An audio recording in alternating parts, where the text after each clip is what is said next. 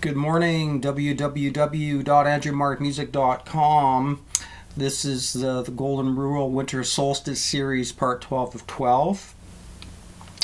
I'll preface this one by saying that in general, this series is directed in the general direction of Christendom. But the Golden Rule aspect, I think, is relevant to all the world's religions. So, that's about 5 billion people. The beginning of this series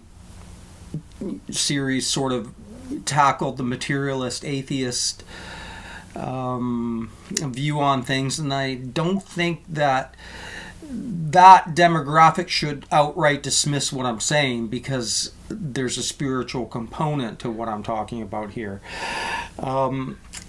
If you break it down, really what I'm trying to get at is what I would consider an ecological economics, some kind of steady state economics, a third way economics, an authentic third way economics, not the bullshit that neoliberalism has foisted upon us. It's very much premised on voluntary association. So if you were to go through everything that I'm saying, it endeavors to give as much people as much choice about which of the two systems they would want to live under. The stripped down capitalist system, a Star Trekian system, commercial, dedicated to solving humanity's most intractable problems, and then a techno-shire type of civilization predicated on the arts and bringing back things that were wrongfully dismissed within modernity, like a reconnection to the land, things like that. The guild, a new neo-guild ethic, a new type of education system, a new healthcare system premised on a healthy, economic model, things like that. I would say it's a type of holarchy rather than a dominator hierarchy model. To me, there should be some appeal to secularism, to the secularists here. So, unfortunately, a huge part of the leftist canon is war upon the spiritual worldview of any sort, and that's unfortunate that is such a prevalent part of leftism. And a part of why problems can't be solved here. Nevertheless, here we go. The last 12 of 12. In casino algorithms, the vast majority of players lose, many break even, a small group gets lucky and wins, an even smaller group wins big. And such is our condition under 21st century normalized mafia casino economics that has taken over the earth. Most of us will never win under this corrupt system, nor can we. This post will look at three primary groups of winners in the past 100 years for the express purpose of exploring those who have the most to lose in the coming century. This is a middly truncated group. The Jewish people have made huge gains in the past century, and they surely have much to lose if this casino model crashes. I'm not going to explore this group further here, but will include them because of its relevance to this entire series.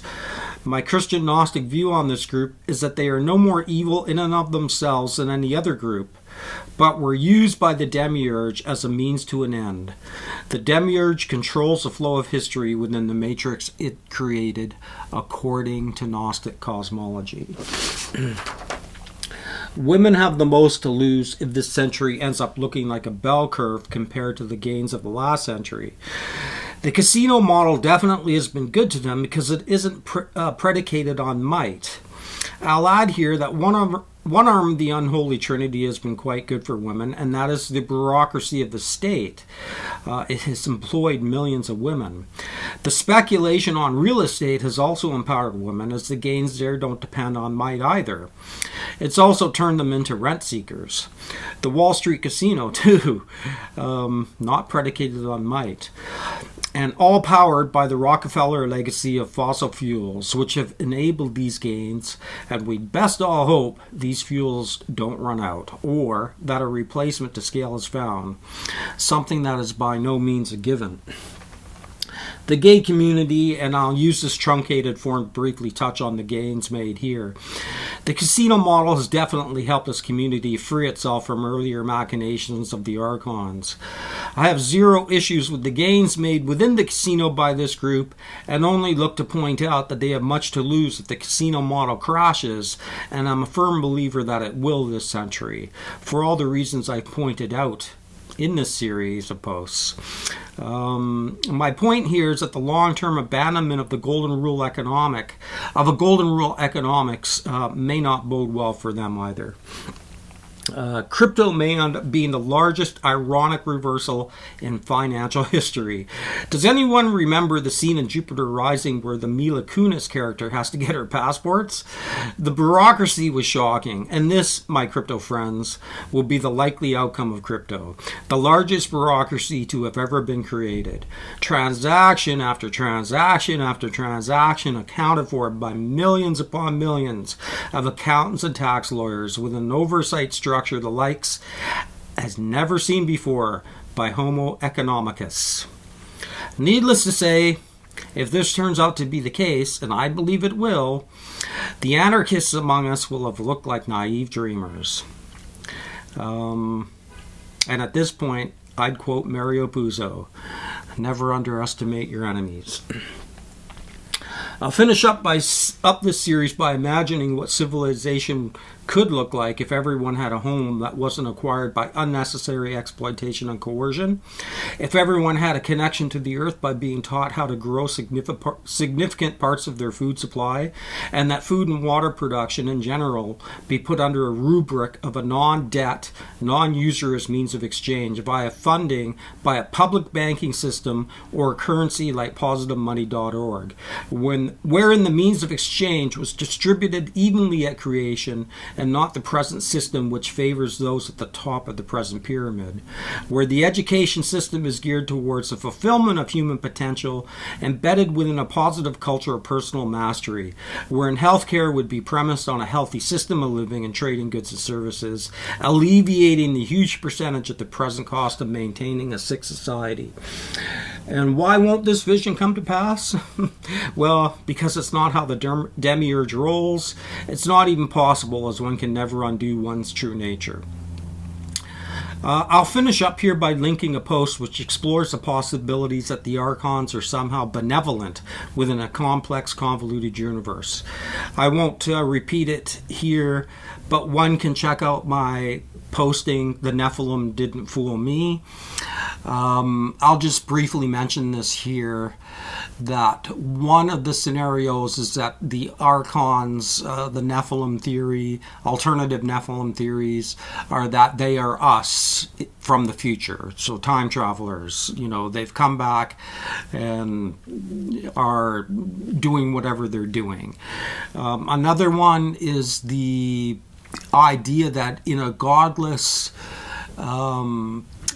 evolutionary universe that there are some unknown mechanisms, especially that develop within the Buddhist tradition, called the rainbow body, that has led to something called ascended masters, and that they are the ones that are trying to oversee a completely convoluted and complex non-theistic evolutionary universe. Now, do I believe this to be true? No. But is it possible? Yes, it is. And I think I may have put another one on there, but I'm not sure. So you can check that out. Okay, so I'm going to finish this series where I started. The materialist atheist worldview. I would argue that my golden rule New Earth common civilization would still be one of the few sane choices moving forward in this century, although my prediction is that the casino owners will continue their game of Russian roulette with civilization and life on the planet. What should sane adults do? When sane adults see disaster in front of them, they really should call a timeout emergency. This is what humanity should do. Put away for a century 5,000 years of tribal retribution and put away a skewered toxic interpretation of Darwinism. In doing this, humanity could not only survive but thrive. And why won't we do this? Because the demiurge and the archons are real. www.andrewmarkmusic.com, the Golden Rule series. Peace out.